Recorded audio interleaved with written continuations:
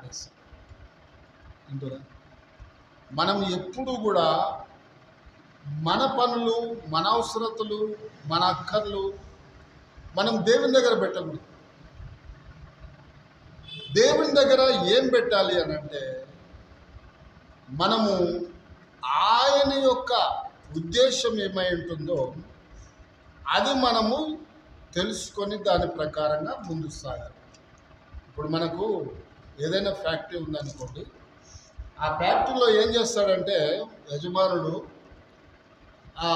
ఆయన ఉద్దేశాన్ని బట్టి ఏం చేస్తాడు, ఎంప్లాయీస్ని ఏర్పాటు చేసుకుంటాడు. పని వాళ్ళని, ఇదిగో నాకు ఈ పనులు కావాలా అని చెప్తాడు.